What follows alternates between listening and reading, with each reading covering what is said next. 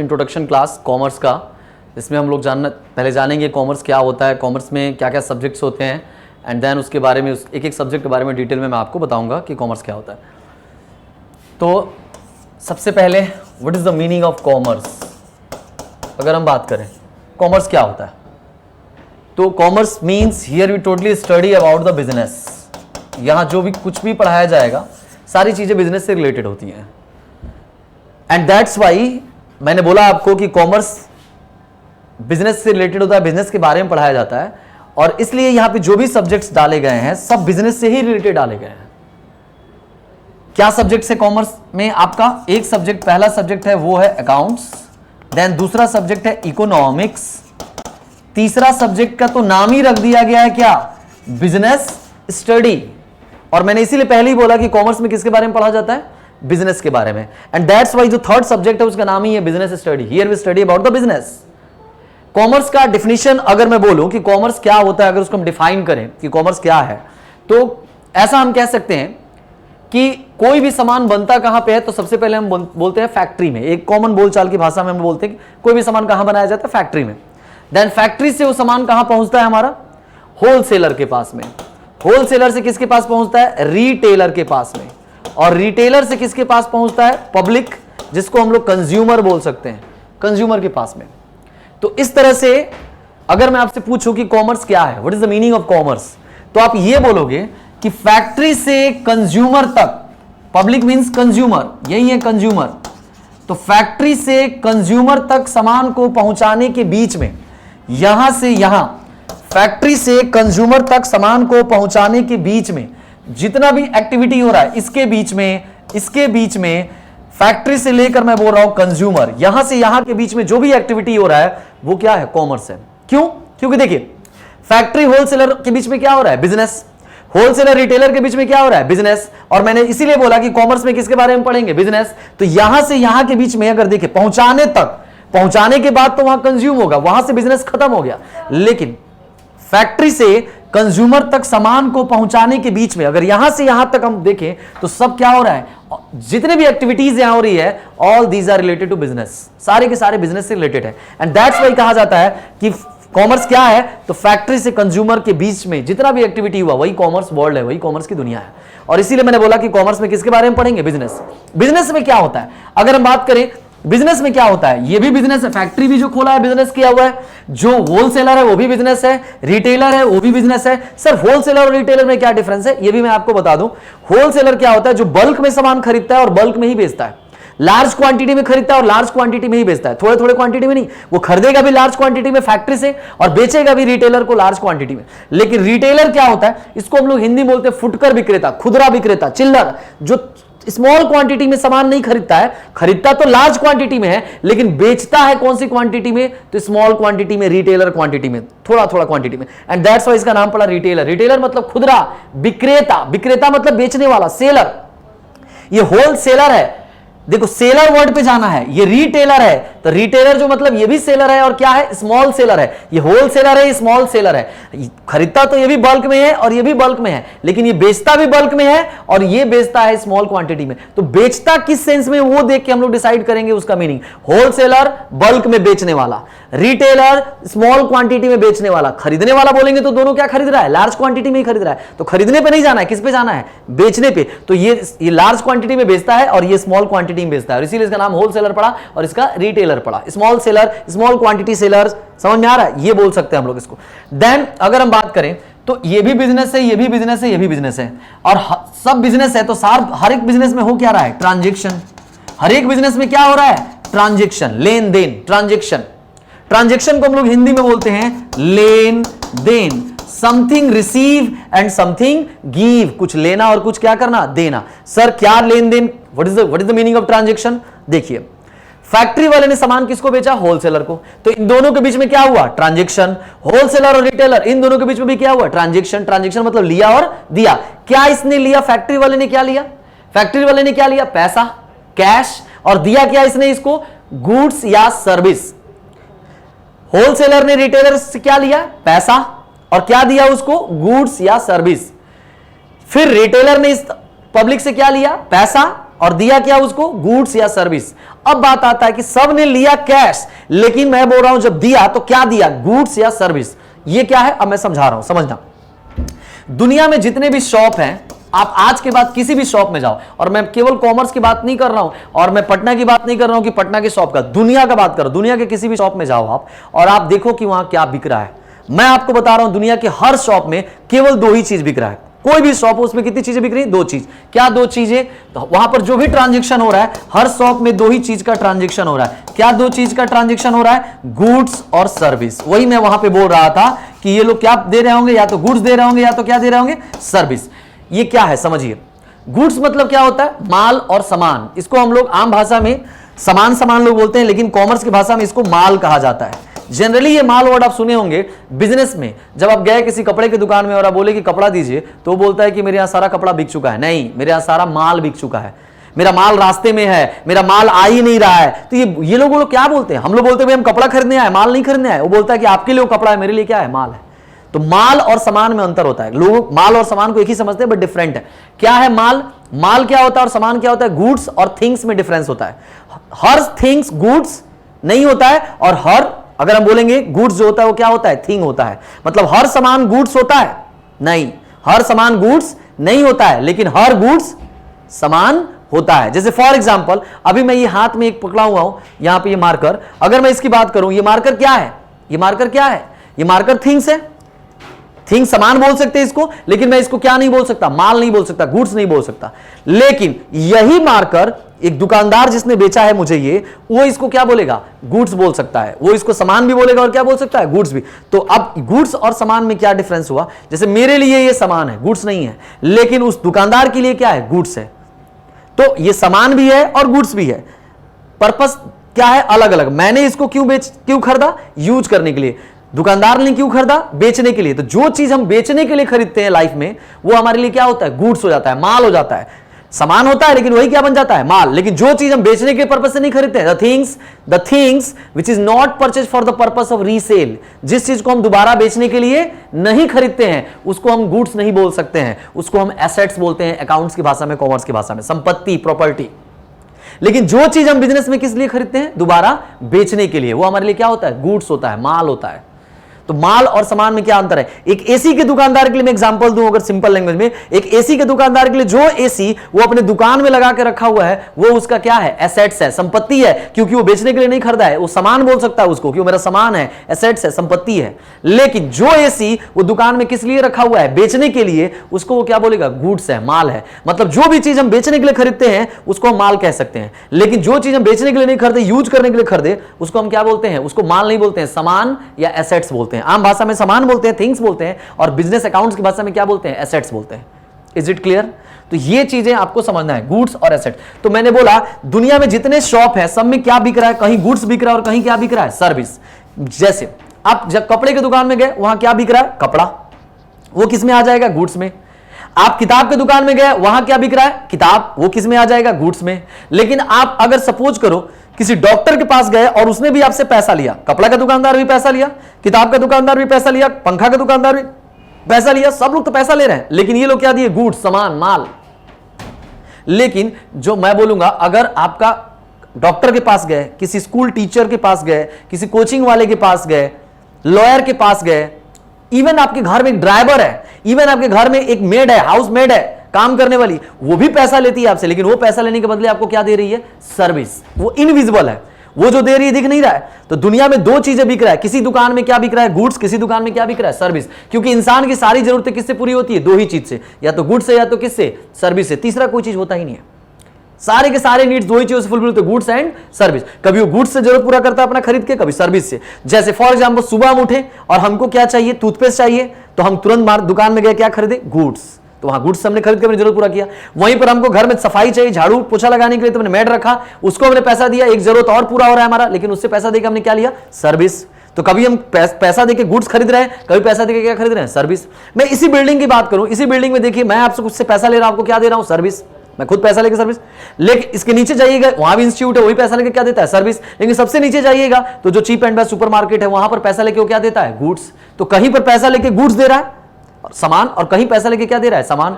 Doctor, lawyer, teacher, या मैं बोलूंगा ऑटो वाला आपसे पैसा लेके क्या दिया? सर्विस। तो कुछ लोग गुड्स का बिजनेस किए और कुछ लोग किसका बिजनेस किए? सर्विस। दुनिया के जितने भी शॉप है उसमें दो ही चीजें बिक रही है, कहीं गुड्स बिक रहा है, कहीं क्या बिक रहा है? सर्विस। यही कहना है। तो अगर हम बात करते हैं दोनों में डिफरेंस क्या होगा? गुड्स जो होता है वो विजिबल होता है, क्या होता है? विजिबल। और सर्विस जो होता है वो क्या होता है? इनविजिबल। ये इनविजिबल होता है, ये दिखता नहीं है। आप कपड़े की दुकान से जब बाहर निकलिएगा तो आपको क्या रहेगा? हाथ में कैरी बैग रहेगा, तुरंत आपको पता चलेगा कि मैं क्या लेके निकल रहा हूं, एक कैरी बैग में कपड़ा लेके निकल रहा हूं।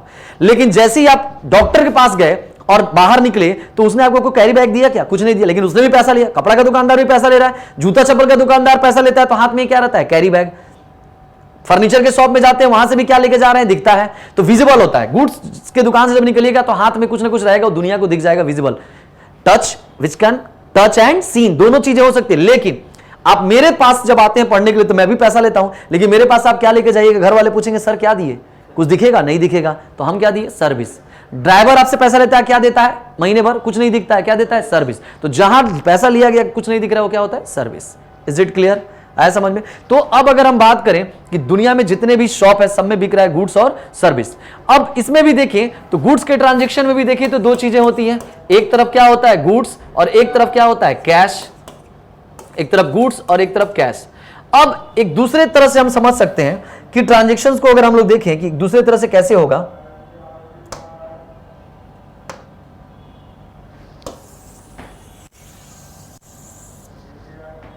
अब देखिए, अब इसमें दूसरे तरह से देखते हैं हम लोग। दूसरे तरह से हम लोग कैसे देखेंगे कि किसी भी बिजनेस में जो ट्रांजैक्शन होता है वो ट्रांजैक्शन अगर हम बात करें तो कितने तरह से होता है? तो एक होता है कैश ट्रांजैक्शन, एक दूसरा होता है क्रेडिट ट्रांजैक्शन, और एक तीसरा होता है एडवांस ट्रांजैक्शन।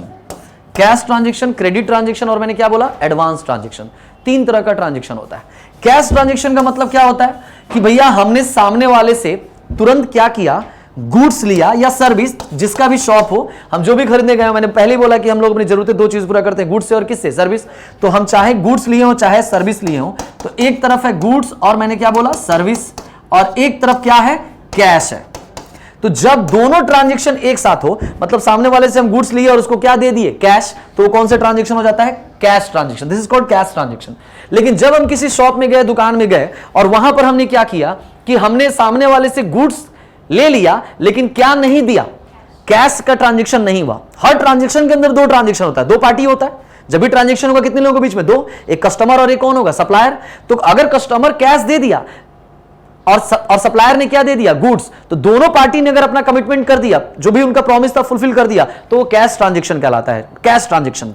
लेकिन जब कस्टमर ने अपना फुल कमिटमेंट जो था, प्रॉमिस था, फुलफिल नहीं किया, लेकिन किसने अपना प्रॉमिस फुलफिल कर दिया? सप्लायर ने। जो दुकानदार था उसने गुड्स क्या किया? दे दिया। तो उसको कौन सा ट्रांजैक्शन बोलते हैं? Credit transaction. क्रेडिट मतलब होता है उधार, कैश मतलब होता है नगद। तो दुकान में कितने तरह से ट्रांजैक्शन होता है, चाहे गुड्स का ट्रांजैक्शन हो चाहे सर्विस का। तो नगद ट्रांजैक्शन, कैश, उधार भी ट्रांजैक्शन होता है, जिसमें सामने वाला अपना प्रॉमिस पूरा कर देता है सप्लायर, लेकिन कस्टमर अपना सर्विस, अपना कमिटमेंट पूरा नहीं करता है। ओके।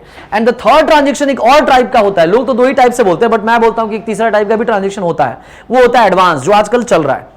क्या होता है एडवांस ट्रांजैक्शन? इसमें क्या होता है? आप देखो, इसमें कस्टमर अपना प्रॉमिस पूरा कर देता है, मतलब कस्टमर ने क्या दे दिया? कैश, पैसा दे दिया, लेकिन सप्लायर जो होता है अपना प्रॉमिस पूरा नहीं किया है। वो बोलता है ठीक है हम आपको बाद में मंगा के दे देंगे। जैसे फॉर एग्जांपल, अब मैं तीनों को एग्जांपल दे रहा हूं कि मैं ये मार्कर खरीदा और सामने वाले को पैसा दिया।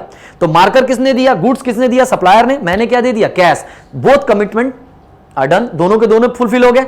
दूसरा, अब बात करते हैं यहां पर, मैंने गया, मैं गया उसके पास में, मैं उससे मारकर क्या किया?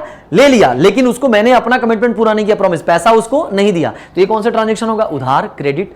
अब सुनो, मैं गया दुकानदार के पास और मैंने बोला कि भैया मार्कर दीजिए। वो बोला कि सर हम पहले ऑर्डर एडवांस लेते हैं और पैसा जमा कराते हैं, देन हम सामान मंगा के देते हैं आपको। तो मैं बोला ठीक है मंगा दीजिए, कोई दिक्कत नहीं, अभी नहीं है तो ले लीजिए पैसा, मंगा दीजिए, हमको दे दीजिएगा। हमने उसको पैसा दे दिया, मतलब कस्टमर ने अपना सर्विस पूरा कर दिया, अपना प्रॉमिस पूरा कर दिया, लेकिन उसने अपना सर्विस अभी नहीं दिया, अपने गुड्स नहीं दिया। तो ये कौन सा हो गया? एडवांस। Is it clear? तो तीन तरह के ट्रांजैक्शन होते हैं, कैश, क्रेडिट एंड एडवांस, यही चल रहे हैं। अब ट्रांजैक्शन कोई भी हो, हर ट्रांजैक्शन को अकाउंट जो बिजनेस में रिकॉर्ड करना पड़ता है। क्यों रिकॉर्ड करना पड़ता है? क्योंकि बिजनेस में एक दो ट्रांजैक्शन नहीं होता है, बहुत सारा होता है, और इंसान सारे ट्रांजैक्शन को याद नहीं रख सकता, पॉसिबल ही नहीं है, क्योंकि हर इंसान का मेमोरी पावर क्या होता है? कम होता है। तो अब बिजनेसमैन अगर ट्रांजेक्शन्स को याद कर, दिन भर में बहुत सारा ट्रांजेक्शन हुआ और उसको याद नहीं कर पाया, भूल गया, तो तुरंत उसको बिजनेस में क्या होगा, लॉस होगा। दैट्स व्हाई वो क्या करता है, इन सारे ट्रांजेक्शन्स को कहीं ना कहीं रिकॉर्ड करवाना शुरू करा देता है, लिखना शुरू कर देता है। यहीं से बुक कीपिंग का शुरुआत होता है। बुक कीपिंग, बुक मतलब किताब, कीप मतलब क्या होता है, रखना। बुक मतलब किताब, कीप मतलब रखना। तो किताब नहीं रखता है, किताब में हिसाब रखता है। हिसाब वर्ड वहां हिडन है। किताब तो हम लोग रखते हैं, स्टूडेंट लोग रखते हैं, टीचर लोग रखते हैं। अकाउंटेंट किताब नहीं रखता है। अकाउंटेंट तो किताब में क्या रखता है, हिसाब। एंड दैट्स व्हाई उसको बुक कीपर कहा जाता है। अब बोलना चाहिए हमको कि सर हिसाब तो वो कॉपी में लिखता होगा, तो उसको कॉपी कीपर बोलना चाहिए, हम बुक कीपर क्यों बोलते हैं? What is the difference between book and copy? Copy कोरा होता है और बुक क्या होता है, भरा हुआ रहता है। तो आप खुद सोचो, कोई अकाउंटेंट जो होगा, जो हिसाब किताब करेगा बिजनेस में, वो क्या करेगा, कोरा कॉपी रखेगा कि कॉपी में हिसाब लिख के रखेगा? तो लिख के रखेगा तो वो कॉपी क्या बन गया, किताब बन गया। बुक बन गया कि नहीं बन गया? क्योंकि कॉपी कोरा होता है और बुक भरा हुआ रहता है। तो जब वो ट्रांजेक्शन्स को लिख देगा कॉपी में तो क्या बन गया, बुक बन गया। एंड दैट्स व्हाई उसको बुक कीपर बोलते हैं। समझ में आ रहा है? क्योंकि कभी भी वो कोरा कॉपी नहीं रखेगा, फाइल बना के रखेगा, तो फाइल कोरा होगा। फाइल क्या होगा, सब में फाइल में कुछ ना कुछ ट्रांजेक्शन्स लिखे गए होंगे, इसलिए इसको बुक कीपर बोलते हैं। जैसे घर में हम लोग डॉग कीपिंग करते हैं, कुत्ता पालते हैं। इंटरेस्टिंग एग्जांपल है, घर में हम कुत्ता पालते हैं। कुत्ता क्यों पालते हैं भाई? What is the reason behind dog keeping? Safety के लिए। अब आज के डेट में भले लोग किसके लिए पाल रहे हैं, स्टेटस के लिए। अरे बोलो ना, आजकल की डेट में लोग कुत्ता क्यों पालते हैं, स्टेटस के लिए। मैं देखता हूं सुबह सुबह पटना में देखता हूं मैं, पार्क में लोग कुत्ता ही लेके घूमते हैं। पहले हस्बैंड वाइफ साथ में घूमते थे। अरे बोलो ना भैया, अरे ऐसे ही होता था ना। आजकल कुत्ता की जगह पर हस्बैंड की जगह पे, अरे बोलो, यही चल रहा है देखा जाए तो होता क्या एग्जैक्टली कि हम लोग कुत्ता पालते थे पहले घर की रखवाली करने के लिए, अब हो गया स्टेटस का। अब तो कुत्ता का रखवाली हम करते हैं। अरे वो जूजू फूजू का डॉग है, जो इतना बच्चा रहता है, उसको एक थप्पड़ मारो मर जाएगा, उसका रखवाली कौन करेगा? मालिक को खुद करना पड़ता है, मुझे जहां तक लगता है। तो इसलिए अब अगर डॉग कीपिंग का जो मेन मोटो था, जो हम बात कर रहे हैं अपने टॉपिक से रिलेटेड, कि डॉग कीपिंग का मेन मोटो क्या था, कुत्ता को पालना, कुत्ता को घर का रखवाली के लिए। वैसे ही बिजनेस का रखवाली कौन करेगा? कुत्ता। अब घर का रखवाली तो कुत्ता किया, कोई अननोन पर्सन घुसेगा तुरंत भौंक के जगा देगा। अब बिजनेस का रखवाली के लिए कुत्ता पाल देते हैं, तो कुत्ता पाल देंगे यहाँ पे। अब सब तो तुम लोग अननोन ही हो। 11th में तो हर साल मेरे पास अननोन लोग ही आते हैं। अरे कौन नोन आता है? अरे नोन आएंगे तो बिजनेस चलेगा कि अननोन से बिजनेस चलेगा? अननोन लोग जितना आएंगे उतना बिजनेस ज्यादा चलता है। बिजनेस का फंडा ये है, नया नया कस्टमर आना चाहिए। तो अब अननोन कस्टमर आएगा, कुत्ता अपना काम करेगा, ये अपना काम कर रहा है, वो अपना काम करेगा, तुरंत भौंकना शुरू कर देगा, भगा देगा। तो रखवाली के बर्बाद कर दिया। दैट्स व्हाई बिजनेस की रखवाली कौन करेगा? रखवाली का मतलब क्या है, लड़ाई झगड़ा यहां होना है नहीं, वही ट्रांजेक्शन्स को क्या करना है, रिकॉर्ड करना है। इंसान का मेमोरी पावर कम है, बिजनेसमैन याद नहीं रखता है, बहुत सारा ट्रांजेक्शन होता है, तो रिकॉर्ड करवाना है। और रिकॉर्ड करवाने के लिए एक अकाउंटेंट को बैठा दिया, इसलिए अकाउंटेंट को बुक कीपर बोलते हैं। क्या बोलते हैं? Book keeper. अच्छा, बुक कीपर, बुक मतलब किताब, कीप मतलब रखना, और ईआर जब लग जाता है, जैसे देखो कीप वर्ड में जब क्या लग जाएगा, ईआर, तो ये कीप मतलब रखना होगा, और ईआर का मतलब होता है वाला, रखने वाला। कैसे? एक और एग्जांपल दे रहा हूं, मैं अपना बात कर रहा हूं। टीच मतलब क्या होता है, पढ़ाना। अरे बोलो ना। और जब इसमें क्या लग जाता है, ईआर, तो क्या हो जाता है, पढ़ाने वाला। अरे बोलो, तो वाला, यहां वाला। तो याद रखना वैसी बुक कीपर, बुक मतलब किताब, कीप मतलब रखना। तो जो किताब रखने वाला होता है, किताब नहीं रखने वाला, किताब में हिसाब रखने वाला। अच्छा, पुराने जमाने में इंटरेस्टिंग बात क्या है, अकाउंटेंट को क्या कहा जाता था? जैसे आजकल अकाउंटेंट बोलते हैं मुनीब, यस, मुनीब और मुंशी, एकदम सही बोली, मुनीब और मुंशी। ये मुनीब मुंशी क्या होते हैं भाई? टोपी, धोती कुर्ता, गोल वाला चश्मा, ये चलता था पहले के जमाने में। आजकल धोती कुर्ता की जगह पे क्या आ गया, कोट पैंट। और ये हिसाब किताब कॉपी में लिखते थे वो लोग। हिंदू धर्म में पीला कलर शुभ होता है, देखो पीला कलर लिया हूं मैं भी, तो बोलो ना, तो पीला कलर शुभ होता है। श्री गणेशाय नमः लिख के शुरू हो गए। रेड कलर का कवर होता है। गांव में आज भी जाओगे हिसाब किताब करने के लिए सोना चांदी की दुकान में, और ब्रिक्स फैक्ट्री जो होता है, जिसको गांव में चिमनी कहा जाता है, तो चिमनी में ये सब होता है। ये मुनीब लोग, मुंशी लोग होते हैं, हिसाब किताब करते हैं, लिखा पढ़ी का काम करते हैं। जैसे पुराने जमाने में चप्पल बोलते थे ना, और आज के जमाने में क्या बोलते हैं, स्लीपर बोलने लगे। अरे चप्पल स्लीपर हो गया, वैसे मुनी मुंशी क्या हो गए, अकाउंटेंट हो गए। नाम बदला है, काम नहीं बदला है।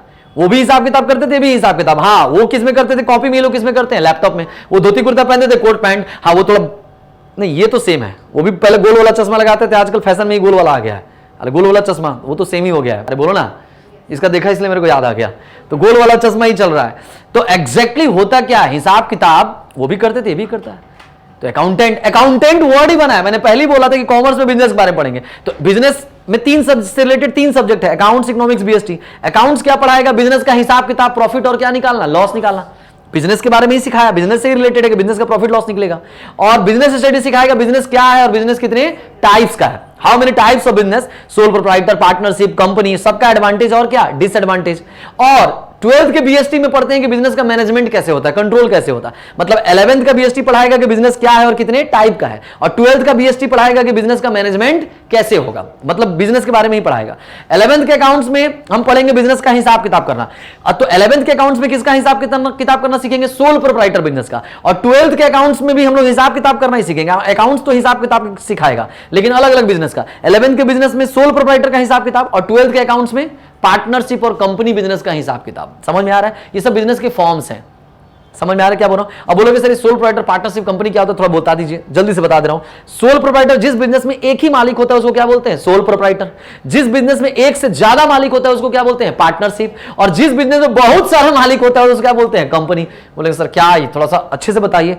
अच्छे से अगर जानना है तो इसके लिए आपको कौन सा सब्जेक्ट पढ़ना पड़ेगा, बिजनेस स्टडी।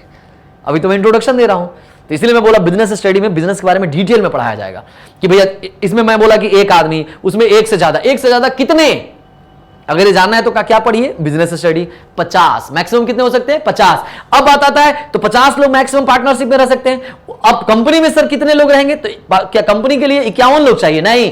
कंपनी का भी शुरुआत कितने लोग से हो सकता है, 2 ही से, कम से कम 2 वहां है, लेकिन वहां अधिक से अधिक का कोई लिमिट नहीं है। उसमें भी कंपनी के टाइप्स होता है, प्राइवेट कंपनी और क्या पब्लिक कंपनी। सर इतना सारा बात आप कहां सीखे, कहां जाने, इसके लिए क्या जानना पड़ेगा आपको, बीएसटी। समझ में आ रहा है, बीएसटी पढ़िए, बिजनेस स्टडी सब्जेक्ट पढ़िए, उसी में मैंने भी सीखा था और वही हम पढ़ाएंगे, उसी में आपको पूरा डिटेल में जानकारी मिलेगा। Is it clear. तो बीएसटी का इंपॉर्टेंस समझ में आ गया। इसके पास आता है अकाउंट्स, मैंने बोला जिसमें हम हिसाब किताब करना सीखेंगे। तो जैसे सोल प्रोप्राइटर बिजनेस, दुनिया में सबसे पहले बिजनेस का कौन सा फॉर्म आया होगा, क्या लगता है आपको, सोल प्रोप्राइटर। अकेला एक आदमी बिजनेस चालू किया होगा, बाद में लगा होगा कि मैं अकेले बिजनेस का मैनेजमेंट बहुत ज्यादा एक्सपेंड बिजनेस को नहीं कर सकता, फैला नहीं सकता, ब्रांच नहीं खोल सकता, तो हम तुरंत क्या किए, पार्टनरशिप बिजनेस की 2-4 लोग मैनेजमेंट के लिए चाहिए, पैसा भी ज्यादा चाहिए, ह्यूज कैपिटल का रिक्वायरमेंट है, तो उसके लिए हम पार्टनरशिप बना लिए, 2-4 लोगों से प्रॉफिट बांटने लगे, सब लोग मेहनत मिलकर करने लगे। अब और लगा कि नहीं, अब और भी ज्यादा चाहिए, मतलब इतना पूरे दुनिया में देखो, एमएनसी सुने हो ना, मल्टीनेशनल कंपनीज। तो ये एमएनसी कंपनी है जो कई देशों में चल सकता है। पार्टनरशिप और सोल प्रोप्राइटर कई देशों में चलाने के लिए, सोल प्रोप्राइटर तो पॉसिबल ही नहीं है, पार्टनरशिप के ऊपर हो भी सकता है, लेकिन मेनली सबसे बड़ा जो बिजनेस का वर्ल्ड में जो सबसे बड़ा बिजनेस का प्लेटफॉर्म आज भी माना जाता है वो कौन है, कंपनी है। कौन है, कंपनी। अरे कंपनी ही टाइप हो गया, एमएनसी तो कंपनी का क्या है, टाइप है। तो कंपनी सबसे बड़ा बिजनेस का प्लेटफॉर्म है आज भी दुनिया में। भारत की सबसे पहली कंपनी कौन, इंडिया में सबसे फर्स्ट कंपनी कौन था, ईस्ट इंडिया कंपनी, जो अंग्रेज लेके आए थे। कायदे से अंग्रेज को हम लोग बुरा बोलते हैं भले, लेकिन अंग्रेज बहुत कुछ हम लोग को दे के गए हैं, सच्चाई है। वो एजुकेटेड थे, बहुत हमसे हाईली एजुकेटेड थे। ये हावड़ा ब्रिज सुनाओ, ये तुम्हारा ये एक तो कोइलवर पुल है, कोइलवर पुल सुने हो ना, अरे आरा जाते हैं पड़ता है, वो पुल किसने बनाया, अंग्रेजों का बोलते हैं बनाया हुआ है। आज भी जाके देख लो, एकदम उस लोहा पे केवल बना हुआ है, और लोहा पे बना हुआ पुल है, देखो कितना बढ़िया बना हुआ है। और गांधी सेतु उसके बाद ये हमारे देश के नेता लोग बनाए, वो आज तक बन ही रहा है, नहीं समझ में आ रहा है तो सोचो। और एक बार बना है, उसमें कहीं कुछ नहीं, क्योंकि उनके टाइम में एक चीज था, करप्शन नहीं था। आज के डेट में करप्शन क्या है, ज्यादा है, ये सच्चाई है। अंग्रेज जो थे वो लोग क्या करते थे, वो लोग कभी भी कुछ करप्शन, उनके टाइम में लूटपाट नहीं था, वो जो काम करते थे नीट एंड क्लीन। पता है क्यों, क्योंकि उनको तो दिमाग में था कि इस देश पे हम ही को रहना है, कोई जाना तो है नहीं। तो इसलिए वो लोग सोचते थे कि अगर एक बार गड़बड़ काम करेंगे तो फिर खर्चा होगा तो कौन किसको करना पड़ेगा, हम ही को करना पड़ेगा, पब्लिक तो देगा नहीं, हम ही को करना पड़ेगा। इसलिए जो काम करते थे सॉलिड। अरे वो थोड़े सोचते थे कि 200 साल बाद भगा देगा ये लोग, उन लोगों के दिमाग में सेट हो गया था अब यही रहना है। क्या बोल रहा हूं, समझ में आ रहा है। लेकिन नेता लोग तो पक्का कंफर्म है, जानते हैं कि कितने साल रहना है, 5 साल। तो हमारे टाइम में जो पुल बनेगा 5 साल तक बस चले, उसके बाद चले ना चले, हमको क्या करना है। इसीलिए उसमें रॉ मटेरियल, मिक्सचर, कॉन्ट्रैक्टर, सबसे मिलजुल के खत्म कहानी। सच्चाई यही है, कॉन्सेप्ट में जाओगे, मुझे लगता है मैं अपने अगर ओपिनियन से बोलूं तो यही बात है।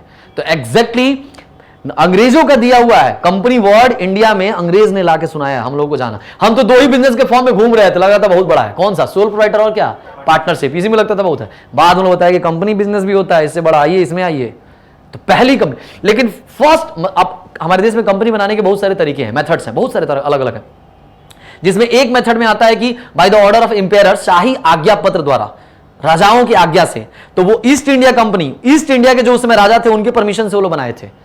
तो फर्स्ट कंपनी और लास्ट कंपनी इंडिया की वही है जो उस तरीके से बनी थी, राजा के परमिशन से। उसके बाद से हमारे यहाँ राजा के परमिशन से कंपनी बनना बंद हो गया, क्योंकि एक ही कंपनी आया और देश को बर्बाद कर दिया। अरे कैप्चर कर लिया ना।